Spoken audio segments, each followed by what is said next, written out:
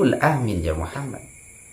Kata malaikat Jibril, wahai Muhammad, jika ada orang mendengar sebutanmu, sebutan namamu, namun orang tersebut tidak bersolawat kepadamu ya Muhammad, kemudian orang tersebut mati, maka orang tersebut saya doakan masuk neraka dan dijauhkan dari rahmat Allah.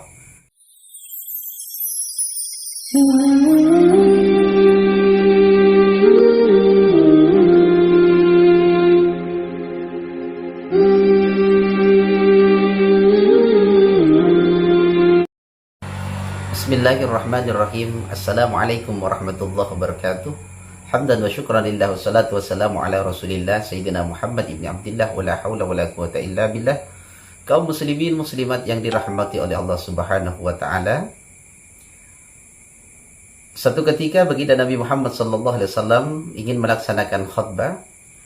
Ketika beliau menaiki mimbar, di tangga pertama beliau tiba-tiba mengucapkan kalimat amin. Kemudian beliau naik ke mimbar, ke tangga yang kedua, beliau juga mengucapkan kalimat amin. Di tangga yang ketiga, beliau pun mengucapkan kalimat amin. Sehingga mengundang penasaran terhadap para sahabat yang hadir ketika itu. Setelah beliau baginda Nabi Muhammad SAW selesai melaksanakan khutbah, ada salah satu sahabat yang berani mengajukan pertanyaan kepada beliau baginda Nabi Muhammad SAW tentang kejadian beliau baginda Nabi Muhammad SAW mengucapkan 3 kalimat amin tersebut. Dalam pertanyaan tersebut, sahabat bertanya kepada baginda Nabi Muhammad SAW, ya Rasulullah, innaka hina sa'idtal mimbar fakulta amin amin amin. Ya Rasulullah, sesungguhnya engkau tatkala naik ke mimbar, engkau mengucapkan kalimat amin sebanyak 3 kali. Apa kata baginda Nabi Muhammad SAW? Tatkala sahabat bertanya kepada baginda Nabi Muhammad SAW tentang hal tersebut, baginda Nabi Muhammad SAW menjawab, apa kata baginda Nabi?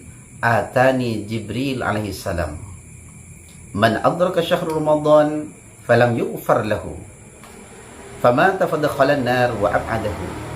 Qul amin. Malaikat Jibril datang kepadaku dan berkata kepadaku, ya Muhammad, jika ada orang dari umatmu, jika ada seseorang dari umatmu berjumpa dengan bulan Ramadan, kemudian orang tersebut melalaikan bulan Ramadan sehingga orang tersebut tidak mendapatkan ampunan dari Allah Subhanahu wa taala, lalu orang tersebut mati, fadakhalan nar wa ab'adahu, maka orang tersebut akan masuk ke dalam neraka dan dijauhkan dari rahmat Allah Subhanahu wa taala. Kemudian malaikat Jibril menyuruhku untuk mengucapkan kalimat amin. Fakultu amin, maka saya ucapkan amin. Lalu malaikat Jibril di tangga yang kedua berkata kepadaku, man adraka li abawayhi aw li ahadihima falam yubirra lahuma famata fadakhala an-nar wa ab'adahu. Di tangga yang kedua malaikat berkata lagi kepadaku, ya Rasulullah, jika ada dari umatmu seseorang dari umatmu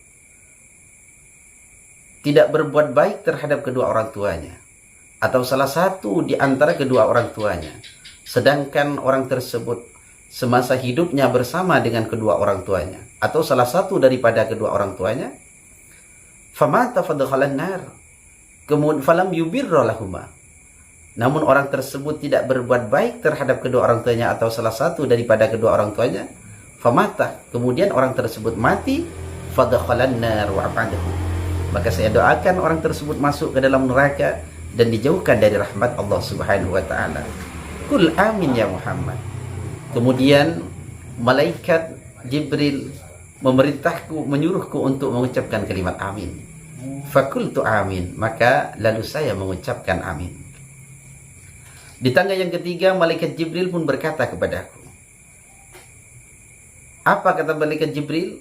man dzukirta indahu falam yusalli 'alaika, man dzukirta indahu falam yusalli 'alaika famata fadakhala an-nar wa ab'adahu. Kul amin ya Muhammad.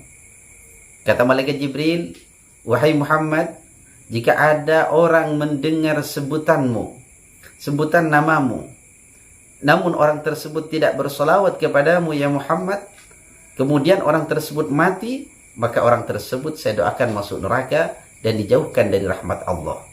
Lalu malaikat Jibril menyuruhku untuk mengucapkan kalimat amin. Fakultu amin. Kemudian aku mengucapkan amin seraya menyetujui terhadap permintaan malaikat Jibril alaihissalam.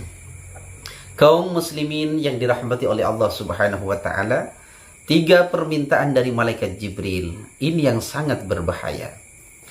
3 permintaan oleh malaikat Jibril.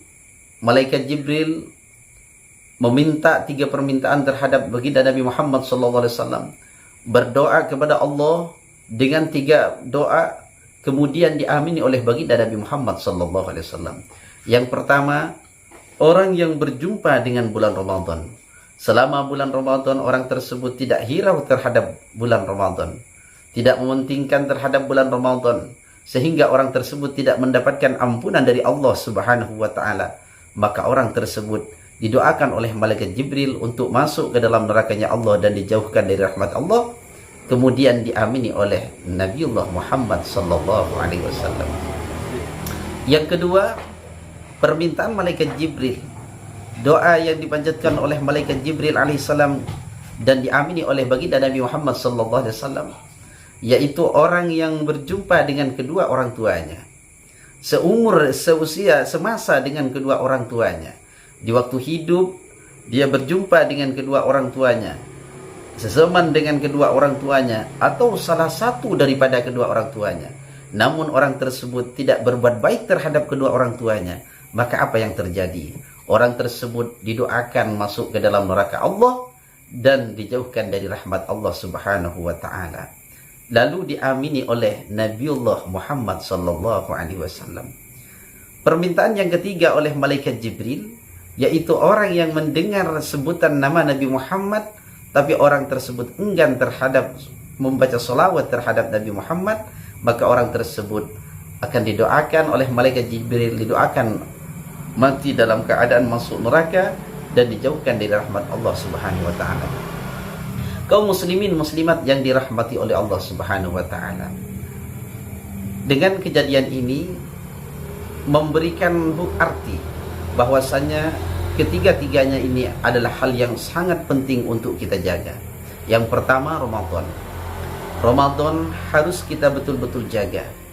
Ramadan adalah pemberian dari Allah Subhanahu wa taala, termasuk salah satu anugerah bagi kita umat baginda Nabi Muhammad sallallahu alaihi wasallam, karena di bulan Ramadan adalah waktunya untuk memanen pahala bagi umat baginda Nabi Muhammad sallallahu alaihi wasallam.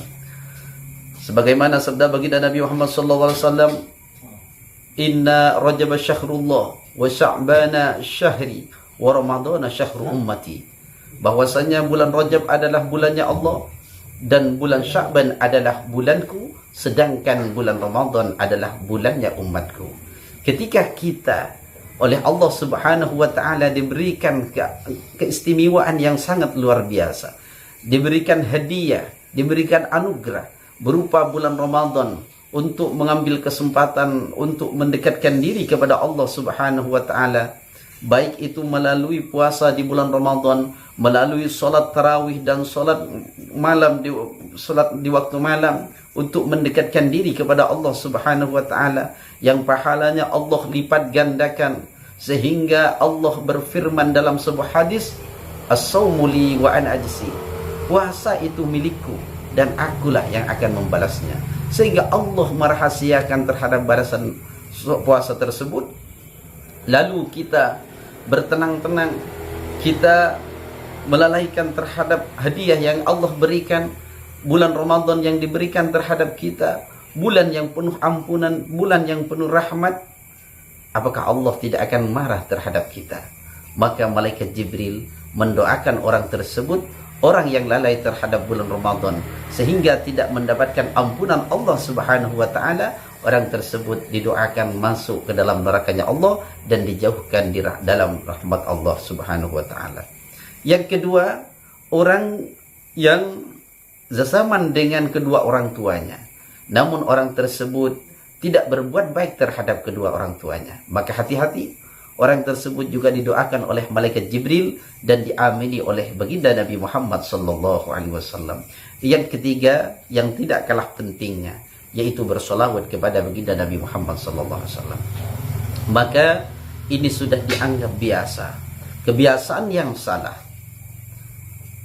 Ada orang mendengar sebutan nama Nabi Muhammad yang mulia, akan tetapi orang tersebut enggan untuk bersolawat. Padahal ini adalah merupakan ancaman bagi kita. Hal yang ringan untuk diucapkan, tapi berat ancaman bagi kita kalau ditinggalkan. Solawat kepada baginda Nabi Muhammad SAW tatkala mendengar sebutan nama beliau. Bahkan di dalam sebuah kitab diterangkan, afdal min sairil ibadah, bahwasanya solawat adalah merupakan ibadah yang paling afdol dibandingkan ibadah-ibadah yang lain. Di dalam kitab diterangkan di mana itu keafdolan solawat tersebut. Solawat itu, ketika solawat dikatakan bahwasanya solawat adalah ibadah yang paling afdol, ada ulama yang mengatakan ketika mendengar sebutan nama Nabi Muhammad sallallahu alaihi wasallam. Di dalam kitab yang lain diterangkan kenapa solawat dikatakan afdal min sairil ibadah. Karena apa? Kata ulama, diterangkan dalam sebuah kitab Tanbihul Ghafilin. Di sana diterangkan, idza aradta an ta'rifa anna as-salata alaihi salam afdal min sairil ibadah fandur wa tafakkur liqaulihi subhanahu wa ta'ala innallaha wa malaikatahu yusalluna 'alan nabi ya ayyuhalladzina amanu sallu 'alaihi wa sallimu taslima. Kata ulama diterangkan dalam kitab Tanbihul Ghafilin, kalau kita ingin mengetahui tentang keistimewaan salawat lebih afdal dibandingkan ibadah-ibadah yang lain, maka lihatlah firman Allah dalam Al-Quran, innallaha wa malaikatahu yusalluna 'alan nabi ya ayyuhalladzina amanu sallu 'alaihi wa sallimu taslima. Apa arti daripada ayat tersebut? Arti daripada ayat tersebut, Allah Subhanahu wa ta'ala yang membaca salawat terlebih dahulu dibandingkan kita, kemudian Allah memerintahkan malaikat, lalu Allah memerintahkan semua orang-orang yang beriman kepada Allah agar supaya bersolawat kepada baginda Nabi Muhammad sallallahu alaihi wasallam. Hadirin kaum muslimin muslimat yang dirahmati oleh Allah, ketiga-tiganya ini sangatlah penting untuk kita jaga. Bulan Ramadan harus kita jaga, puasanya harus kita jaga, salatnya di waktu malam harus kita jaga. Karena apa? Kata baginda Nabi Muhammad sallallahu alaihi wasallam, Rasulullah sallallahu alaihi wasallam berjanji dalam sebuah hadis, man qama ramadan imanan wa ihtisaban ghufira lahu ma taqaddam min dhanbihi. Barang siapa melaksanakan solat di waktu malam, di antaranya yaitu memperbaiki solat tarawih, imanan karena berdasarkan keimanan kepada Allah, wahtisaban dan mengharapkan ridha daripada Allah Subhanahu wa taala. Apa kata baginda Nabi Muhammad sallallahu alaihi wasallam? Ufira lahu ma taqaddama min dhanbihi. Allah akan mengampuni terhadap orang tersebut terhadap dosa-dosa yang telah berlalu. Kaum muslimin yang dirahmati oleh Allah Subhanahu wa taala, telah kita ketahui bersama keistimewaan tentang salat tarawih. Di malam yang pertama, Allah memberikan keistimewaan terhadap orang yang melaksanakan tarawih. Orang tersebut dikeluarkan dosa-dosanya oleh Allah sebagaimana bayi yang baru dilahirkan. Di malam yang kedua, Allah Subhanahu wa taala memberikan keistimewaan terhadap orang yang melaksanakan salat tarawih. Orang yang melaksanakan salat tarawih tersebut, Allah ampuni dosanya orang tersebut, dan kedua orang tuanya diampuni dosanya oleh Allah.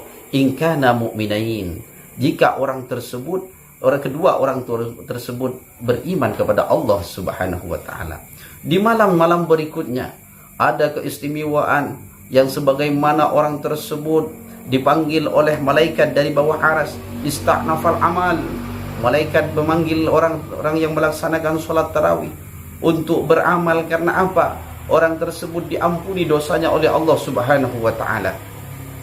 Ada di malam tersebut, di malam yang kita lalui, ada keistimewaan yang diberikan oleh Allah, sebagaimana orang yang membaca kitab Taurat, Zabur, Injil, dan Al-Quran.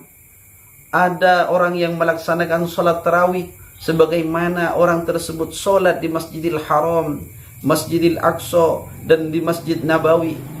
Ada orang yang diberikan keistimewaan oleh Allah, sholat tarawih di malam yang telah kita lalui. Ada keistimewaan yang berupa orang yang melaksanakan sholat tarawih di malam tersebut, yaitu di malam yang ke-6, Allah memberikan keistimewaan terhadap orang tersebut sebagaimana orang yang mengelilingi Baitul Ma'mur. Di malam yang ke-7, Allah Subhanahu wa ta'ala memberikan keistimewaan. Pada malam hari ini, Allah memberikan keistimewaan yang melaksanakan salat tarawih di malam yang ke-7. Orang tersebut kaman adrakah Nabiullah Musa alaihissalam. Orang tersebut sebagaimana berjumpa dengan Nabiullah Musa alaihissalam. Kemudian membantu Nabiullah Musa alaihissalam untuk melawan Fir'aun dan Haman. Dan ingat, di malam yang ke-8, Allah Subhanahu wa ta'ala berjanji bahwasanya orang yang melaksanakan salat tarawih di malam yang ke-8, Allah akan memberikan keistimewaan sebagaimana keistimewaan yang telah diberikan terhadap Nabiullah Ibrahim alaihissalam.